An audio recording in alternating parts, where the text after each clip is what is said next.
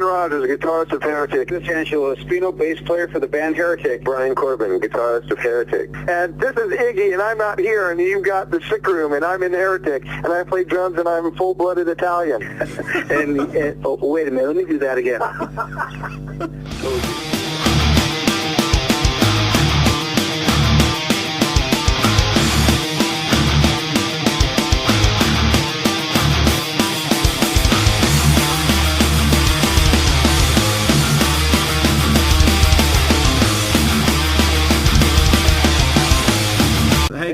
Hey guys, how's it going?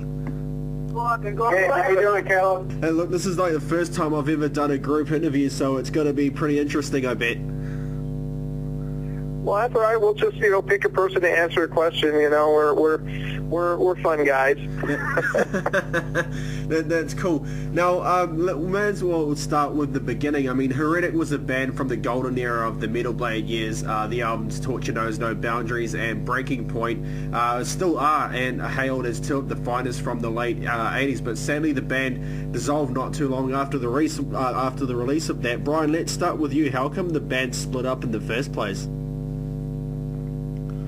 Well, it basically started from, we had just finished the Breaking Point album with Mike Howe, and he decided to leave to join Metal Church. So that was just something that the band couldn't really recover from. We tried out a couple of different new vocalists, but we ended up coming into in talks with David Wayne from Metal Church. He had just left the band, and we had our record people from Metalblade pushing us towards him, saying, that would be a good replacement.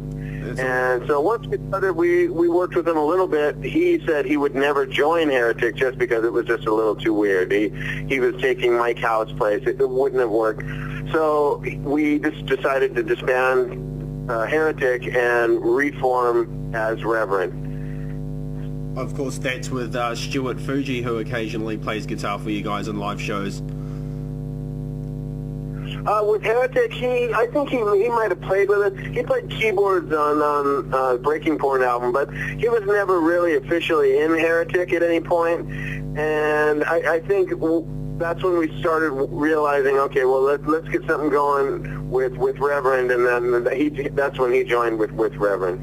And now come quite a long time later, 2 decades, you've got a brand new lineup with Heretic, who just released an album last year, 2012, Time of Crisis, which is an absolutely fantastic record. When Glenn sent me the album, I was absolutely blown away by that. So if you could introduce your band members who's in the current lineup round, just go round one by one, introducing yourselves. All right, I'm going to start. I'm Glenn Rogers, and I play lead guitar, and I'm a big, loud, noisy guy. My name is Julian Mendez. I'm the original singer on the EP, Torture Knows No Boundary, and just recently reformed with my mates again, old school chums and friends, and just enjoying screaming and yelling. Awesome. Angelo Espino, bass player and backing vocals, and longtime friend and fan of the band. I'm Brian Korban, the original guitar player, and our drummer is Ignazio Coppola. He is not here right now, but he's vacationing still. Awesome. Now that's Ignazio, the dude that likes to wear the hat in most of the photos that we see. Yeah, that's him. That's awesome. Now, at what point, Brian, did you go and decide to record the first demo?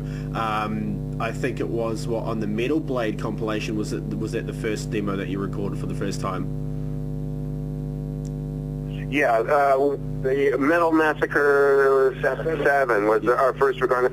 Actually, probably one of the first times the band was actually in the studio, too. Back then you didn't have home studios, and then recording wasn't as easy. So that was really, for a bunch of young kids, that was our first time recording. And we did the song Impulse for the album. That's right. And what was it like going into the studio for the first time? Did you feel much pressure at all, or...? Oh yeah, we wanted to be the next Metallica. Everybody did. You had aspirations to take over the world, but I've always seen it as fun, and I guess that's why I've done it all these years, is that it's not a lot of pressure, and you go in and you have fun. I think if you overthink yourself in the studio, it usually hurts the band, because you're thinking too much. And even to this day, we go in, and our first take is usually the one that we take. You know, it's usually your best one when you're recording. So back then, it was the same thing. We were just young kids having a blast. Now, the new album, A Time of Crisis, it's way different. It's a lot heavier and a lot more intricate than some of the earlier stuff. How much input did you allow some of the newer members to express in the writing of the new album? And if they could each give their opinion on the album as well. Well, once I started writing, I wrote the first thing that came out, and I think what comes out of me is usually more Black Sabbath based, a little bluesier based, you know, 2-chord, you know, or a little bit of a riff. Glenn and Angelo are coming from the band Heretic, and they were more of a thrash base, and Glenn's been doing the thrash scene for a long time as well as Angelo. They came in and brought that aspect to the band, so I bring in a skeleton, and what they do is they fill in the meat on the body, and then by the time we're done with everything, we've got a living thing. So, you know, Glenn and Angelo, they'll bring riffs in for this, you know, the intros and the centerpieces, and I call it medaling up the song. They come in with the edgy stuff, the more modern riffs, and I come in with verses and choruses, and that's kind of how the band fills out the songs. Iggy adds what he adds too. He's a very, you know, intricate drummer, and he really did a lot to the songs as well. He deserves a lot of credit. Oh, definitely. Now, Glenn, this is a question for you and your fellow Heretic bandmate in there as well. What was it like working with Caton? I mean, that must have been a pretty magical experience. Magic? Yeah, it was definitely magic. Caton is a guy, you know, that's... wow, there's a lot of different sides to that guy. He was a lot of fun, but it was crazy. You know, he has his own little way of thinking and his own little world of how it goes. And, you know, I really cherished my time in the band. It was a lot of ups and downs, but we made some great music. You know, I'll never forget that time. And he, you know, I have to give him credit. He really got me back into playing metal and really got me out there.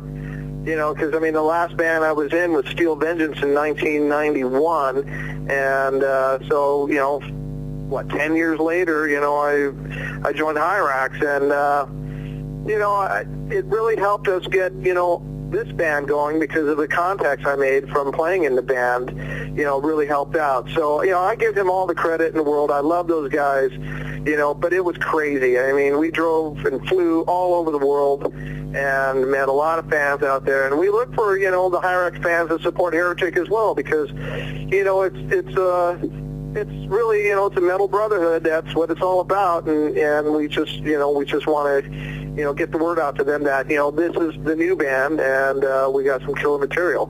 So now I'm going to go with Angelo, so Angelo can give his opinion. No, absolutely. I concur with what Glenn said. I mean, Caton is the consummate professional. He's very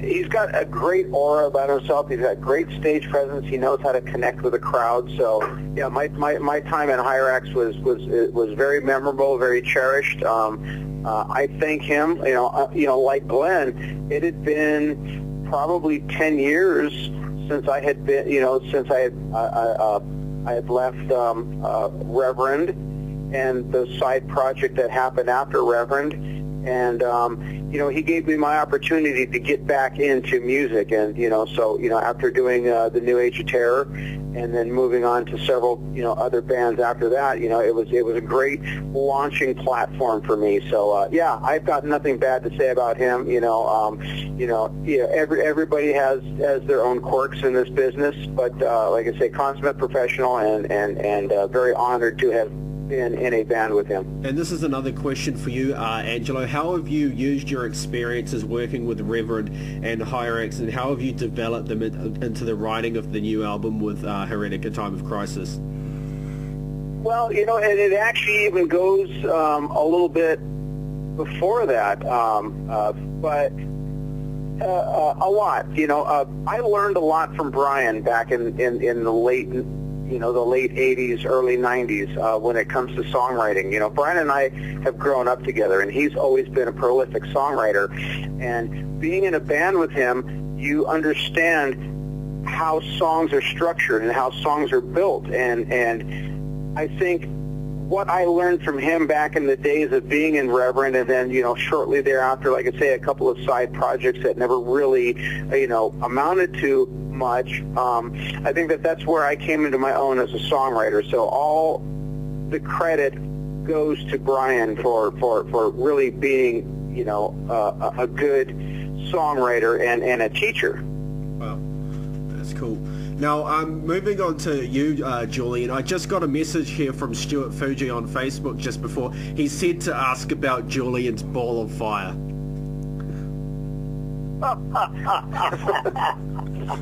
Yeah, that's funny. Yeah.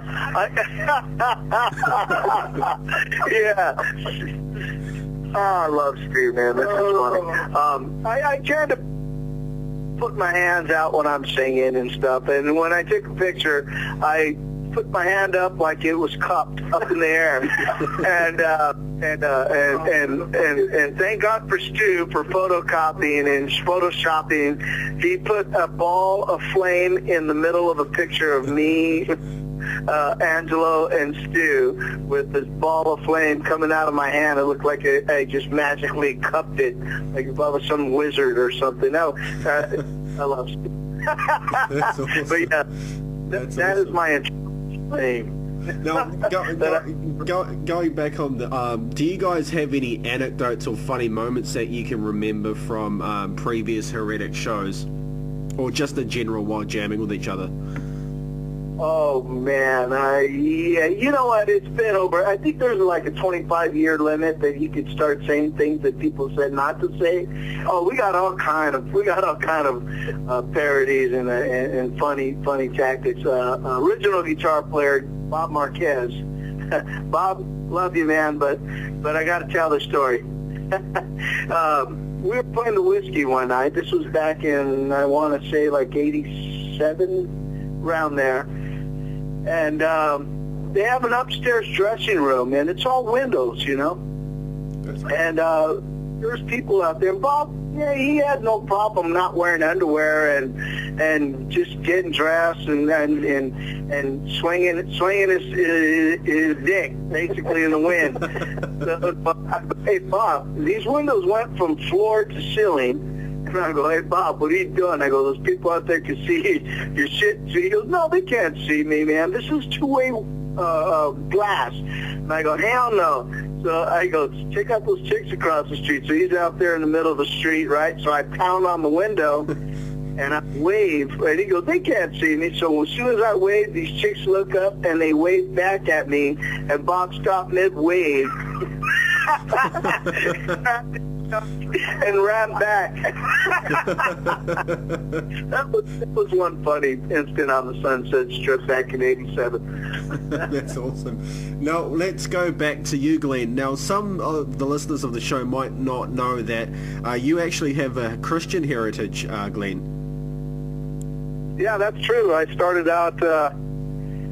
I was one of the founding members of the band Vengeance Rising, and later on went into the thrash band Deliverance, all during the mid-'80s. And, kind of funny side note, Brian's been my best friend since we were kids. So, while I was in those bands, I was still hanging out with him and Heretic, and we'd go play racquetball and just hang out, because we were pretty much neighbors, so...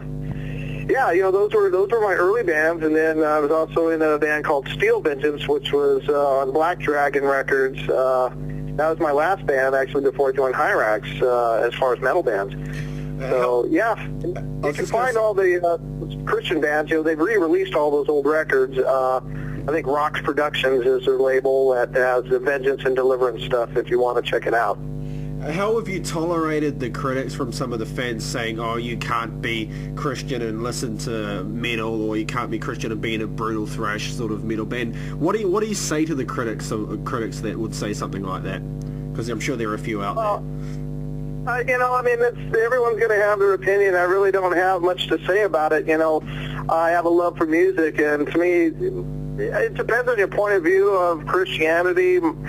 You know, I wasn't a preach it kind of guy. I'm not am, you know, and I don't agree with that method, you know. The whole point of it is, you know, to be a good person, you know, and that's the way I look at it. So, you know, I think they missed out on a lot of great bands, and they didn't give, you know, Deliverance much of a chance, you know, or Vengeance Rising, you know, but they did sell a lot of records, you know. I mean, you know, Deliverance charted on Billboard on their second album. So, yeah, they may not have liked it, but, you know, there were people buying the albums, and they still remember them. They're classic. You know, we went to Europe a couple years ago, and I brought Angelo to fill in on bass, doing a Vengeance Rising reunion show, and it was a sold-out audience, you know. I mean, so, you know, it is what it is, and, you know, I just like metal because I'm a fan of music first, you know, and whatever you believe is what you believe, you know. And, of course, there's the infamous Saint, who released an album last year as well, who are kind of cited as the American Judas Priest, I suppose. Yeah, Saint. I remember those guys. I played with them a couple of times, you know, on shows. Yeah, they're not as good as Judas Priest. Let's just face facts. There's only one Judas Priest. Definitely. Now, in 2012, you guys did release the awesome A Time of Crisis on Metal Records. How did you guys hook up with them, and what are your feelings on the release? Well, I knew Metal on Metal, you know, basically from my time in Hyrax and Angelo. We played at HOA Festival in 2004, and the owner of the label, Yuita, was there in the audience, so she knew us, and basically I discovered the label from Blabbermouth, and I saw Metal on Metal Records, and they signed some band called Malaya Rage, I think, at the time. So what I did is I just shot them an email. I said, I'm Glenn, I was in Hyrax, I'm in Heretic, would you be interested? And they shouted out back, yes. They didn't even really hear any demo of the new stuff. They were pretty much, they loved the old material, so it was strong enough for them to offer us a contract, you know, and say, well, deliver us a record. So, you know, they've been really good to us, and, you know, I think they do a good job. You know, we just wish more fans would support metal and buy the CDs, you know, instead of downloading. You know, that's the thing that a lot of labels have a hard time with, you know. But, you know, I think the album was great. I love the record. I think it's the best thing we've ever done collectively. Definitely. Now, just before we press on with the next lot of questions, there are 3 of you present, not 4, right? No, there's actually 4 of us here. Who am I missing? Who haven't I spoken to yet? You've spoken to all of us, Angelo, Brian, Julian, Glenn, and the only one he is missing is Iggy because he's still in Italy. Oh, that's right. I just wanted to make sure I had gotten at least some words from all of you guys, just to make sure. Now we will ask the opinion from Brian on his current thoughts on the album, A Time of Crisis as well. What's your opinion on the album, Brian?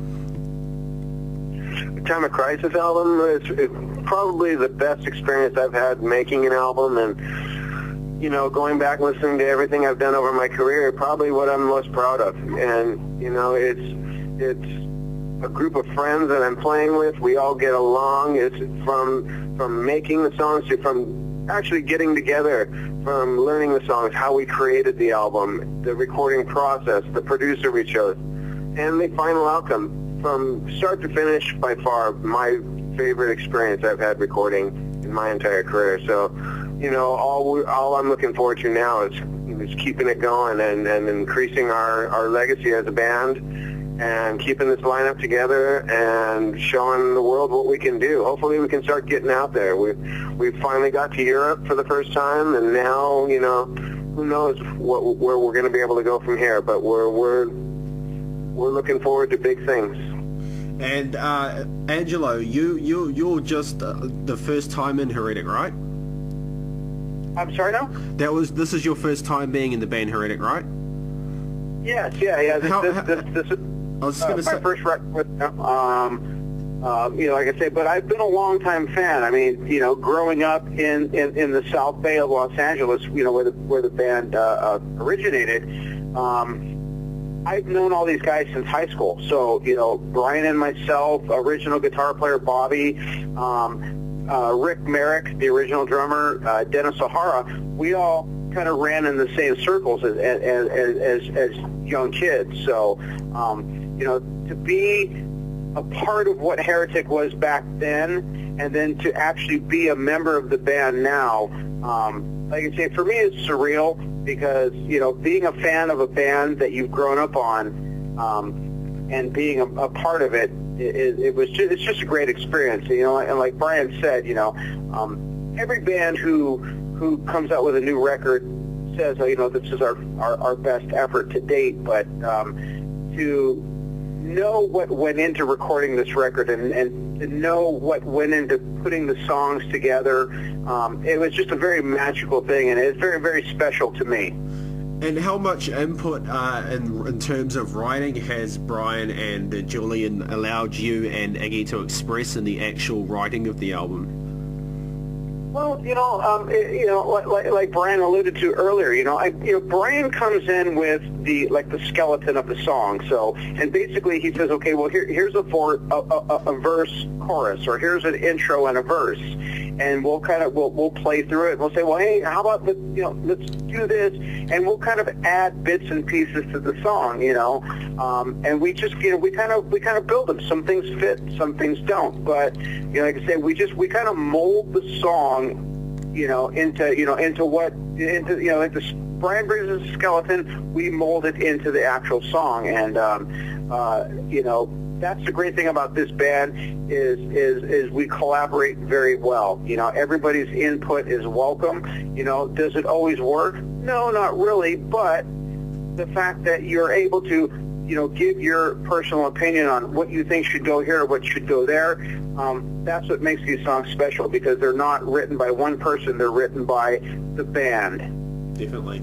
Now, still going on with you, Angelo. How have you dealt with the press lately? Have you been finding it easy to talk to during interviews? Not being, I'm sure Glenn, Brian, and Julian have done more interviews than say what we would know of you to do. How have you found the experience dealing with press lately? You know what? I'm very comfortable talking to people, especially about something I'm passionate about. I'm very passionate about music, and I just give my input on the experiences that I have, and if you go back a few years, like I say, with the Heretic stuff, and after Heretic, I was in a band called Anger is Art with some legends in the business, Steve Gaines from Abattoir and Danny Oliverio, and then being able to tour with Betsy Bitch from Bitch. It's made it a lot easier for me, because I all of a sudden questions were coming my way, and at first you're a little like, well, you don't really know what to say, but like I say, being in this band, I'm very comfortable talking about my experiences. I'm very comfortable being around these guys. Like I say, Julian, Brian, and Glenn are just old friends, so to be able to talk about my experiences with this project is just, like I say, just very, I feel at ease. That's cool. Now, you just mentioned that you did a tour with Bitch recently. I think that was that the tour with Malice at the New Year's Eve concert with Benedictive and Seventh Calling? What's the Malice Bitch Heretic tour? Yeah. That's actually kind of what got me into Heretic, because I hadn't seen these guys in years. I mean, Glenn and I most recently in Heretic, but I hadn't really, spoken with Julian or Brian in quite a while. And to do these shows and to kind of rekindle the friendship that we had, that's what got me in the band. So, like I say, another stepping stone in my career, which led me to these guys. So, I'm very happy. That's cool. Now, Brian, how has the initial response been with live shows lately? How are live shows? They've been great. Locally here in California, there's really no music scene. We kind of have to create your own fans and invite your friends and, bug everyone to come out. There's no, pre-made scene where you go play a club and there's going to be 500 people there. For us, it was ideal. We went to Europe. We planned for a year. Glenn and Angelo had been there, and they just said it's going to be worth our while to do one show as opposed to 500 in California in front of nobody. We played one show in Germany, and it was a year worth of shows just playing the one set. So unfortunately here, locally, there's not much to do. We'll probably try to spread out around the states, Texas, and maybe possibly Northern California or Seattle, the East Coast, New York, and then definitely festivals for next year. But unfortunately, there's really no music scene in LA. It's everybody has a demo, and you put it on Facebook, and you pray people come to the few shows you can play.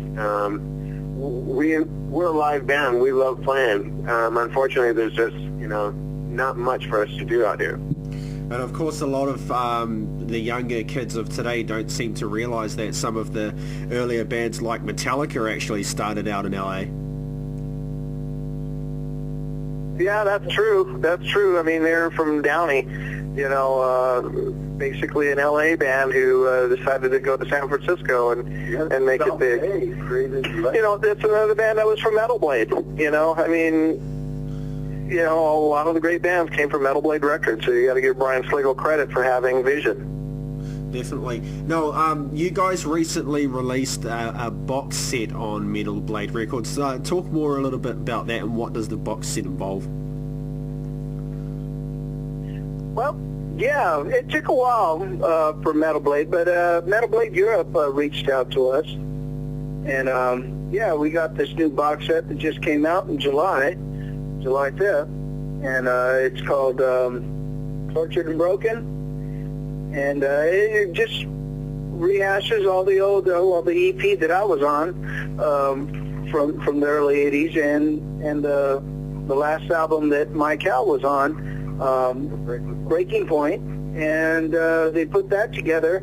Plus they have a DVD which has live footage from one of the baddest ass clubs that was ever around here in Southern California called the Country Club, and that was I want to say, what was that, 1,200 seat? Yeah, it was at least 1,200 seat club venue that pretty much if you were into metal and you were in the Valley and you like barbecue French fries, seasonings, you'd stop at Tommy Burgers and get at.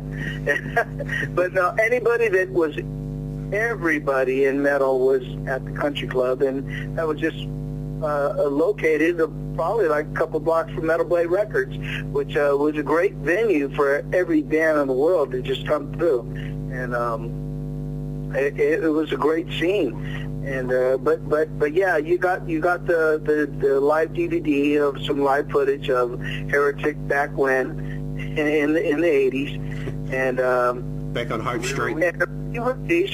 And a re-release, and this is cool because it's kind of buried in this 3-box set, that a re-release of the current lineup of redoing a song from the EP Torture Knows No Boundaries called Blood Will Tell. And that's a great mix, and it shows everybody what the current lineup is all about. Great drums with my drummer Iggy. That kid's just an animal. If you haven't heard him, seen him, or you heard the album, you see him live. He always gets like fan base. I mean, he's a great kid. And for those listening, right now. And for those listening, as I mentioned, Iggy's the one that you often see wearing the cap either forward or backward on the photos. Yeah, full-blooded Italian. Now, I don't mean to put you on the spot here, Brian, but when you first started out, back on Hope Street in the early 80s, annoying the old folk on Hope Street, when you first started out with Heretic, from that lineup then compared to now, what would you say is your more preferred lineup? And I mean, I don't mean to put you on the spot here, but do you prefer the lineup from back then or now? Well, I mean, as time goes on, you work with different musicians, and at the time, you probably think you're the best band in the world, and you love your bandmates and this and that. Back then, when you're younger, you just expect success, and you take things a little too serious, and we were always trying so hard, and we just never quite made it, and now, I stopped playing for a few years, and I came back. Now I can't wait to go to band rehearsal 2 nights a week. I get away from my family. I get to go hang out with my friends, and we make music. And I finally got to fly to Germany. It's one of those things I gotta say. Now I'm enjoying it far more than I ever did when I was younger, and just because of the fact I'm not taking it too serious. And I think that's why we're having so much success now, is that there's no pressure. There's no expectation.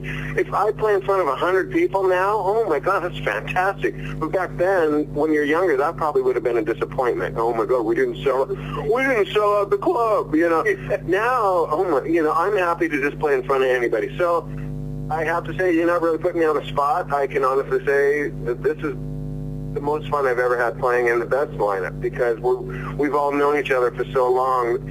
When I throw an idea out, I get answers instantaneous, and it's from every direction, and the energy in the room it's magic, and that's what it's going to keep growing from here. So yeah, I'm extremely pleased right now. Now, this can come from each of you, but in 50 words or less, describe the ultimate Heretic concert. The ultimate Heretic concert, well, that would be playing in New Zealand in front of 25,000 fans in an open-air arena, and, that's my ultimate experience. Now, what about what about you, Julian? Oh man, my ultimate concert would be that everything went just paper rehearsed as planned as we did for months as we're doing it, and I didn't forget no lyrics, and it's kind of hard to to look out, try to grab someone's attention and remember where you're at the time I'm running and jumping or doing something. And but flawless gig, which is never the haps, but to me an ultimate concert would be just as long as everybody dug the set. My last experience was my most awesome concert because people were yelling for Heretic after. Wow. That was cool. But yeah, awesome concerts is people just remembered us. That's it. And we'll go to you. And we'll go to you, Angelo. You know what? I kind of have to agree with both Brian or with Julian and Glenn. I think, being down under in New Zealand, that would be, a dream come true. Absolutely. But my dream concert would just be a successful show. The crowd chanting. Fans appreciating the fact that you're on stage. Displaying your musical efforts and stuff like that. Like I say, I'm a music fan myself, so I'm actually part of the crowd. So being up on stage, I probably have as much fun, if not more fun, than the people out in the audience. So that's my ultimate concert. And Glenn? Yeah, this is Brian. I can't really add much to what those guys have said. It's just having a good show, and we rehearse so hard, and when you get on stage, a million things go wrong. At this point, we're speaking very simple. We're not thinking, mine would be to play, this and that. We're happy with a good performance from each other, and we keep it simple. And hopefully let's keep growing from here, and our name will get out, and with people like you helping us out, Caleb, I appreciate it, and the word is getting out, and we'll see where it goes from here. We have the music. We're going to be we're working on new songs now, and next year is going to be a busy year for us. So the name's going to get out there. Definitely cool. Now, what are your plans for Heretic's future? Are you planning on working on a new album, releasing one anytime soon, or? Well, this is kind of why we were all together. We were having a meeting, planning our next year, and the goal basically is to try to hit the studio during the winter time, maybe February, and to have the next album out probably July, August, summertime. That's our goal, and that way we can we plan to get back to Europe late summer, maybe for some festivals. So we want our next record out in time to do the festivals and to have it available, and hopefully some other markets will pick it up and we can add them, to our concert schedule. So hopefully, we can get to your area and possibly Japan, South America as well. We're gaining fans all over the place, so I think the support's growing, and maybe the demand to bring us into some of these other concerts will get big, and people realize, hey, you got to have some Heretic. Don't turn your back. You know what I mean? So, Angelo got something to say. No, but I was going to say, I think one of the key things for us at this particular moment was the timing of Metalblade releasing this box set, because A Time of Crisis was actually released September of 2012.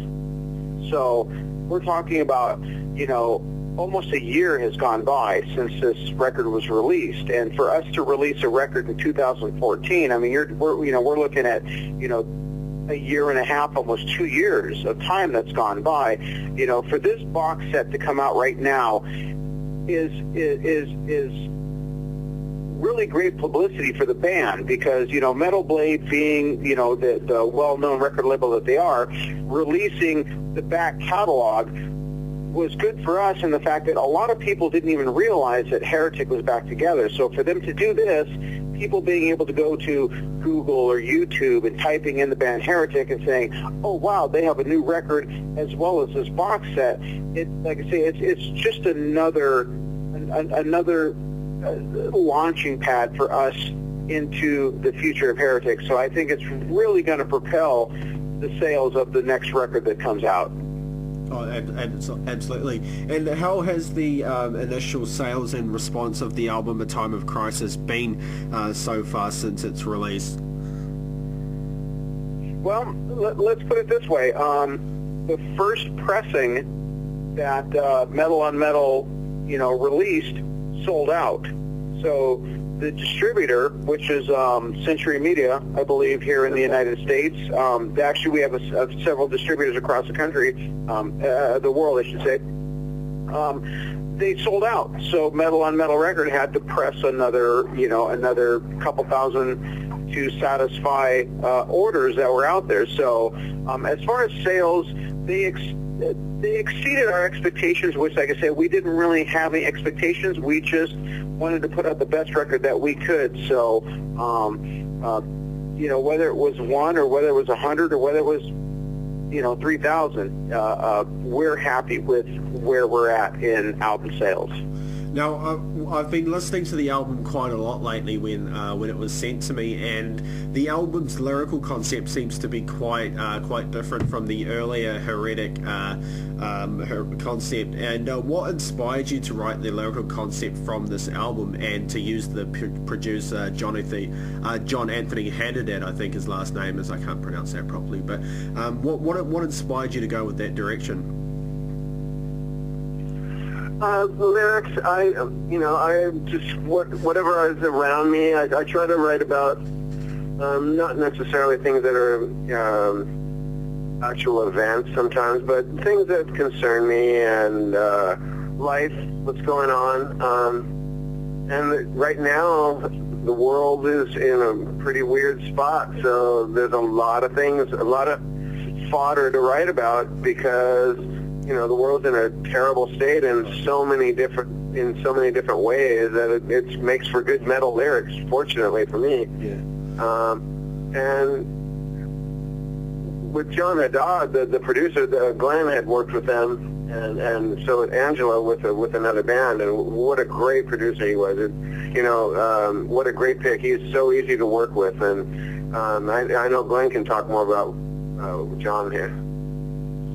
Well, I met John when I was working on the Hyrex records, and he was my choice. I really wanted these guys to work with him, and it worked out. I mean, you know, he's a great producer, and he's one of those guys I can just get there and, you know, record and not have to think about it. And I think Julian can talk about how I work with the vocals. Yep.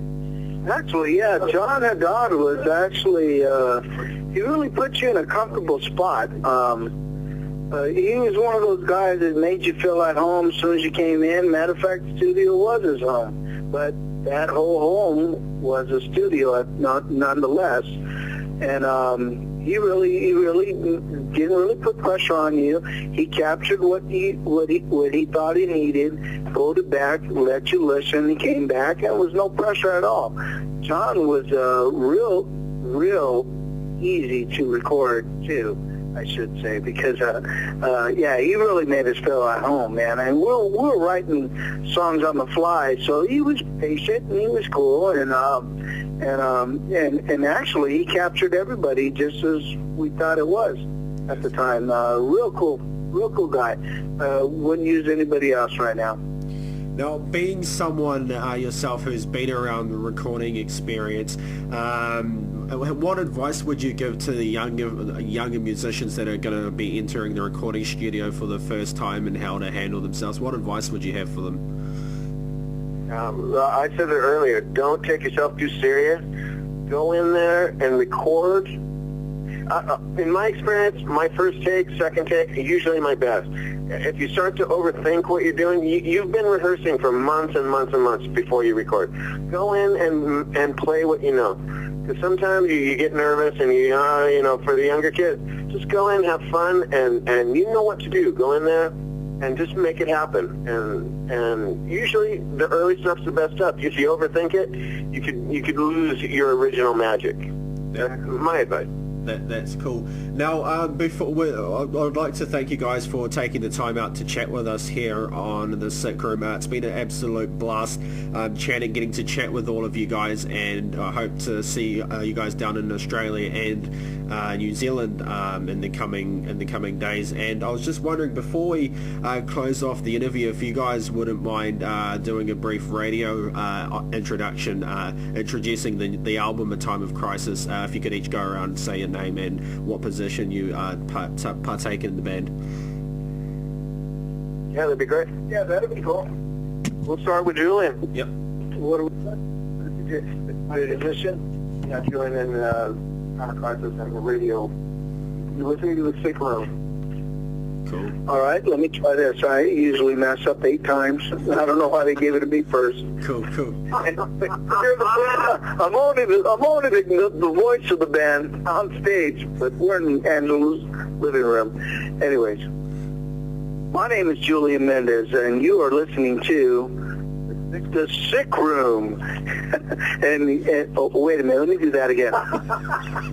Told you. Sorry. No problem.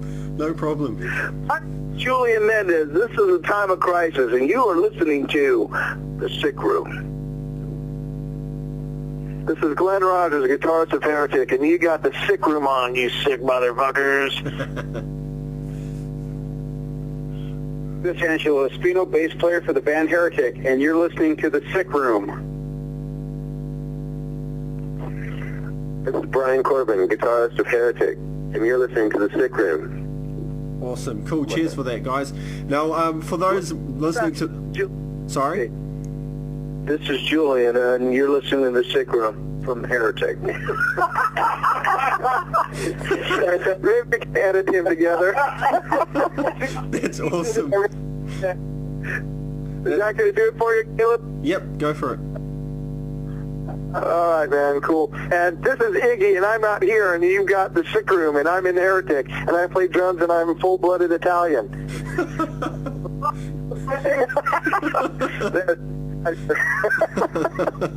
That's awesome. I'm sure we'll get hold of Iggy at some point. Yeah, definitely. Now, for the fans of that have just heard Heretic for the first time, wanting to know where they can get hold of you, where are some of your main sites if you guys want to give yourself a plug on the show? You can find anything related to Heretic at www.heretic.com. hereticusa.com. And then if you go on Facebook, we have Heretic Child of War fan site and Heretic USA on Facebook. And then just look for any of us. We all have pages, and we can lead you right to our website. That's cool. Now, do you guys have any last words for the fans of Heretic that have been with you over the years? Last words. Oh, last words. Well, just thank you for the support and the interest, and keep an eye on the next year for Heretic. It's going to be a big year for us. We've had a great year so far, and just keep your ears open. Cool. I'd like to say thank you to the fans, old fans and new fans that we've occurred. But the older fans, oh my God, they're bringing up some stories. We don't even remember the gigs we played, but they do. And man, we love them. We love them that they're here at this age with us, and we're still doing it. And the younger support, love it, man. Just keep up the good work. And the true metalheads that are out there, young or old, man, you're a metalhead for life, man. It's a way of life for us. So, yeah, it's sick. I just want to say thanks to all the fans, and please spread the word and let your friends know they don't know, and they need to find out about Heretic. And please spread the word. Cool. All right, guys. That's an awesome interview, and I wanted to say thank you once again for taking the time out to chat with us. Best of luck for the sales, future sales, and prospects for Heretic.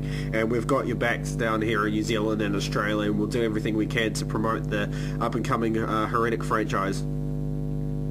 Thank you very much. We appreciate everything that the fans and you at the Sick Room have done for us, and thank you for the support, and cheers, heavy metal. Awesome.